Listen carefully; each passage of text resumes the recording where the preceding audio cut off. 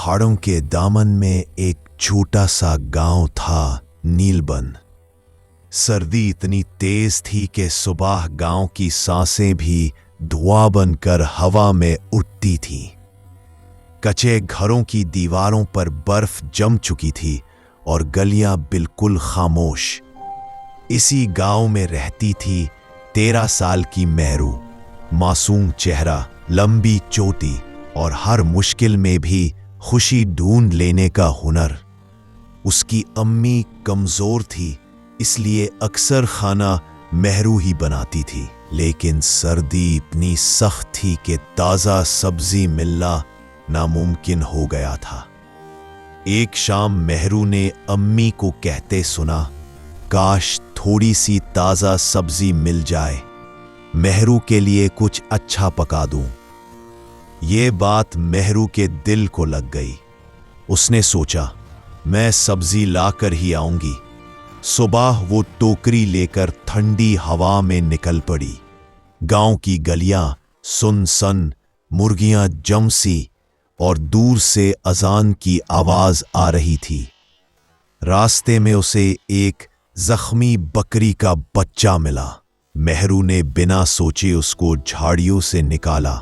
बच्चा उसके साथ हो लिया। जंगल के पार उन्हें एक पुराना चमकता दरवाजा मिला। गांव वाले कहते थे कि अंदर जादू है, लेकिन मेहरू ने दरवाजा धक्का दिया। रोशनी फैली और सामने था हरी भरी सब्जियों का जादुई बाग। पलक चमक रही थी, गाजर हल्की हिल रही थी और मटर छोटे बच्चों की तरह हिलते थे। फिर एक नरम सी आवाज आई, शुक्रिया बच्ची, तुमने बकरी की मदद की, इसलिए हम तुम्हारी। और सब्जियां जगमगाने लगीं जैसे जिंदा हों।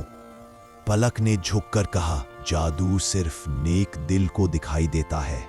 गाजर टोकरी में जंप लगाई, मटर डांस करने लगे। मेहरू हंस पड़ी। गांव वापस आई तो अम्मी हैरान, ये इतनी ताजा सब्जी? मेहरू ने सिर्फ मुस्कुराया। रात को मिट्टी की रसोई चमक उठी। चूल्हा जल रहा था, हांडी में सब्जियों की रोशनी घूम रही थी। खुशबू पूरे गांव में फैल गई। लोग चौक में जमा हो गए और पहला निवाला चख कर रुक गए। ये तो सर्दी को भी गर्म कर दे, जैसे जादुई बाग का स्वाद हो। रात के आखिर में मेहरू ने टोकरी से एक पत्ता उठाया। उस पर लिखा था, नेकी का फल हमेशा ताजा मिलता है। मेहरू ने आसमान की तरफ देखा। चांद पहाड़ पर चमक रहा था और दूर जादुई बाग हल्की सी रोशनी दे रहा था। उस रात नीलबन की सर्दी पहली दफा इतनी खूबसूरत लगी।